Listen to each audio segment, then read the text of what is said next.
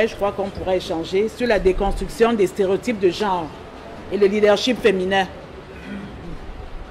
Donc déjà, nous devons reconnaître que nous vivons dans une société, hommes comme femmes, avec des stéréotypes. C'est-à-dire, on est né, on nous a dit, voilà, les filles font ceci, les garçons font cela.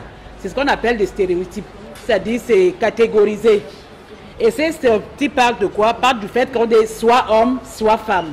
Et quand une jeune fille naît, on lui dit, voilà ce que tu dois faire, voilà ce qu'une fille doit faire. Les femmes sont discrètes, les hommes sont les femmes sont bavardes, les hommes sont discrets et tout. Voilà des stéréotypes de genre qu'on retrouve un peu.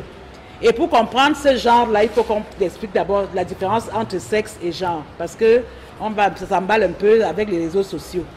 On est avec le sexe, on est homme ou femme. Le sexe est biologique. Alors que le genre, c'est les rôles qu'on nous donne dans la société. C'est-à-dire que on vous dit que parce que vous êtes femme, c'est vous qui êtes cuisinière. Donc, ce n'est pas parce que vous avez un sexe féminin que vous êtes cuisinière. Donc, ce sont les rôles que la société attribue aux gens qu'on appelle donc genre, des relations de genre. Mais au Cameroun, comme il y a tous ces imbroglios-là, on ne peut pas utiliser le mot sexe. Donc, quand on parle d'homme, on parle d'homme, on parle de femme, on dit femme. Les autres trans et tout, on ne connaît pas encore. Donc, même quand nous allons dans les forats internationaux, on sait qu'au Cameroun, quand on dit genre, c'est homme-femme. Quand on dit sexe, c'est garçon-fille. Donc, ça ne se confond pas chez nous. Donc, on dit donc que ces stéréotypes donc, qui naissent, parce qu'on nous a appris, on est né avec ça. Comment faire donc que ça change? Comment donc arriver à ce que dans la société, on implique les hommes comme les femmes? Parce que vous savez, dans nos sociétés traditionnelles, les femmes n'accédaient pas à certains postes comme aujourd'hui, où vous êtes chef. Et c'était à cause de certains stéréotypes. Or, est-ce qu'on peut prendre une décision qui concerne votre vie si vous n'êtes pas là? Parce que les hommes, c'est vrai, ils décident, ils sont les chefs. On est dans une société patriarcale, mais il y a quand même des spécificités qui sont communes aux femmes. C'est pour ça que nous nous réjouissons que de plus en plus dans les chefferies, on est des femmes notables, on est des femmes chefs, comme si vous êtes devant nous, parce qu'il y a toujours la touche féminine. Et vous portez donc la voix de vos pères auprès donc des hommes qui travaillent avec vous pour garder la culture. Parce que c'est un problème de culture que nous voulons garder pour que les autres cultures ne viennent pas englober les nôtres. Donc vous avez un rôle très fort à jouer. Et pour bien vivre en communauté, donc il faut créer un environnement où il n'y a pas de discrimination.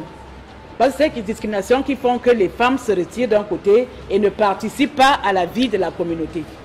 Une société où il n'y a pas de violence, parce que c'est les discriminations qui entraînent les violences. Et une société donc où la femme se fait entendre, et pour cela, qu'est-ce qu'il faut faire? Il faut donc former les femmes. Parce qu'aujourd'hui, vous êtes des chefs, vous êtes des princesses, mais demain, donc il faut déjà penser à notre avenir. Comment former celles qui vont vous remplacer?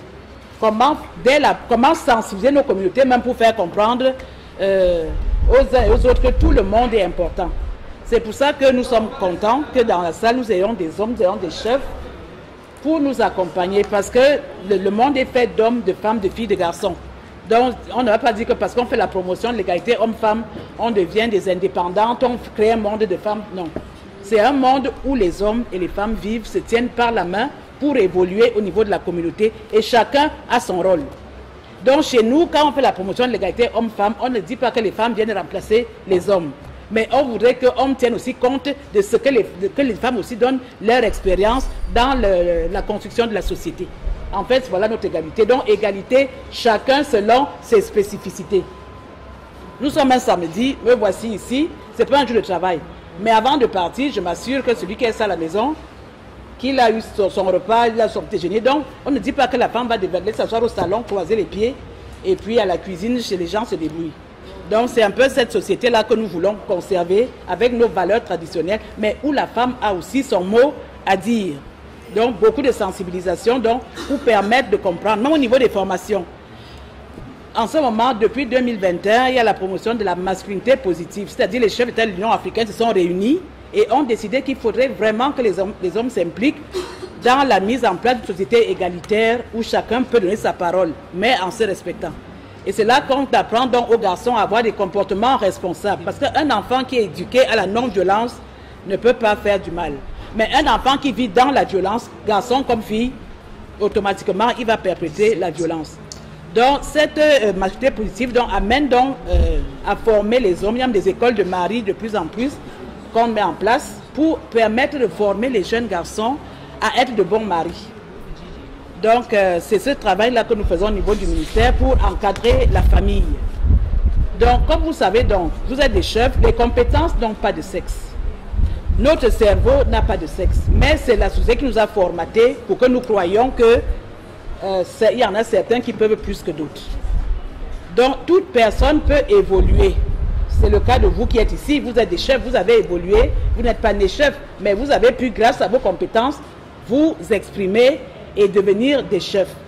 Donc, c'est cette déconstruction-là qu'on veut faire comprendre aux uns et aux autres que, grâce à un travail individuel et même un travail communautaire, on peut s'en sortir. Et c'est dans ce sens-là qu'on fait la promotion du leadership. Et on parle plus du leadership féminin parce que les femmes, non, la majorité des femmes n'ont pas confiance en elles-mêmes. Pour elles, elles se laissent guider. Alors qu'il faudrait qu'on ait des femmes, des femmes de poigne qui puissent aussi se placer devant les uns les autres et dire voilà, nous les femmes, nous pensons que. Mais sans qu'on manque de respect à nos hommes. Je crois que c'est un peu la guerre que nous avons. C'est-à-dire celles qui arrivent à un niveau. Nous ne sommes pas des féministes, mais nous voulons juste qu'au niveau de la société, qu'on tienne compte aussi de l'apport qu'une femme peut apporter. Donc ça commence donc au niveau de l'éducation. Parce que c'est nous les mères, c'est nous qui commençons.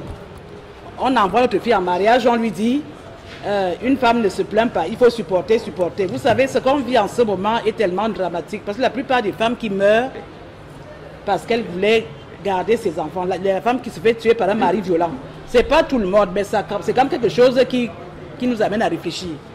C'est-à-dire que vraiment, si on éduquait nos enfants à la non-violence, à la tolérance, à l'amour des autres, parce que c'est un peu ça qui nous manque. C'est maintenant le téléphone qui éduque l'enfant. Or, c'est nous, les mères à la maison, qui commençons déjà à éduquer ces enfants à la non-violence. Parce que quelqu'un qui peut taper sur autre personne, comme si c'était un morceau de je ne sais pas quoi, ça nous amène à nous poser des questions. Donc, cette éducation de vous, les femmes chefs, c'est-à-dire vous devez par votre exemple donc, amener au niveau des communautés les mamans, les jeunes filles à comprendre que l'éducation est importante. Nous devons éduquer nos enfants. Ce n'est pas l'école qui éduque l'enfant, ce n'est pas le téléphone qui éduque l'enfant, mais c'est la femme qui éduque l'enfant. Et c'est ce rôle de mère que nous encourageons pour vous les femmes chefs, qui devaient être des vrais leaders. Parce qu'un leader c'est quoi? Un leader c'est celui qui fédère. Parce que il y a beaucoup de styles de leadership. C'est-à-dire, il y a des leaderships autoritaires, c'est comme la dictature. C'est moi, je suis le chef, j'ai dit je parle, je tape la main sur la table. Il y a les laisser faire, le chef est là, l'autre dit allons là-bas, on tire. L'autre dit allons là-bas, on tire. Ça, c'est vraiment les chefs laisser faire. Il y a quand même les chefs démocratiques qui écoutent les uns et les autres et qui essayent de fédérer les uns. Mais on a un leadership en ce moment qu'on promeut, c'est le leadership transformationnel. C'est-à-dire qu'en plus d'être à l'écoute des autres, on essaie d'inculquer les valeurs positives, des valeurs qui peuvent transformer notre société. Et ce à quoi nous voulons vraiment amener les femmes chefs à se mettre, c'est-à-dire ce leadership transformationnel-là, qui vous amène à amener votre plus comme femme pour développer nos sociétés, pour améliorer nos sociétés, que nos sociétés soient des sociétés où il fait bon vivre. Donc, c'est un peu de ça que nous voulions parler. Parce que on va venir faire un tour sur le leader ici, sur le leadership, mais vraiment que les femmes comprennent que c'est elles-mêmes qui doivent d'abord avoir confiance en elles-mêmes avant d'amener les autres à être leader. Et puis chaque femme, normalement chaque femme doit se dire à la fin de son parcours de leader, j'ai formé combien de femmes? Combien de femmes leaders je laisse devant moi? Est-ce que nous sommes des leaders qui ne pensons qu'à nous-mêmes? Après nous, il n'y a plus rien. Nous devons penser à l'avenir. Former des jeunes, c'est-à-dire vous connaissez dans vos communautés des jeunes qui ont du potentiel. Et quand je dis jeunes, c'est jeunes filles comme jeunes garçons. Maintenant, si les jeunes garçons vont se faire éduquer par les hommes, quand vous découvrez les jeunes filles, ce sera par vous les chefs qui devez leur démontrer par votre attitude que vous pouvez vraiment transmettre de manière les valeurs culturelles qui sont vraiment nos valeurs culturelles, sachant qu'il y a certaines pratiques qu'il faudrait voir. Les rites de veuvage ne sont pas mauvais, mais c'est les rites de veuvage dégradants, par exemple, qu'on n'encourage pas. Parce que quand les belles-sœurs se mettent à m'amener la veuve dans la cour et tout, on se dit rite de veuvage, oui, mais qu'on reste dans la tradition et que ce ne soit pas comme si on allait sanctionner ou alors se venger sur une veuve. Parce que nous recevons beaucoup de veuves qui sont dépossédées de leurs biens par la belle famille. Oh, voilà des pistes sur lesquelles vraiment, vous les chefs traditionnels, vous devez intervenir.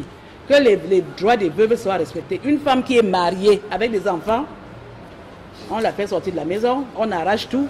C'est-à-dire pendant que le mari est à la morgue, on a déjà pris les clés de la maison. Donc c'est vraiment des choses. Or, nous savons que les rites de bébage, c'était des rites traditionnels qui aidaient à purifier la veuve, à purifier les enfants. Mais pourquoi ça devient maintenant des règlements de compte? C'est des questions que vous devrez vous poser justement pour mieux encadrer les veuves. Donc il y a beaucoup de... Les mariages forcés.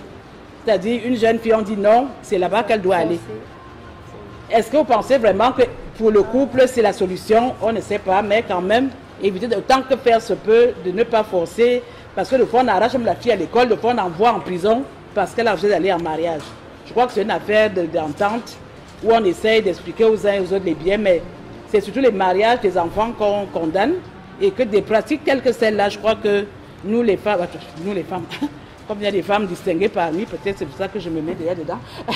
Nous les femmes, nous devons comprendre que nous avons un grand rôle à jouer dans notre société. Donc je voulais brosser comme ça, peut-être pendant les échanges, des questions plus affinées, pour comprendre vraiment que le leadership féminin est important et vous les femmes chefs, vous devez penser à l'avenir et laisser des femmes que vous aurez coachées pour qu'elles soient à votre image. Je vous remercie.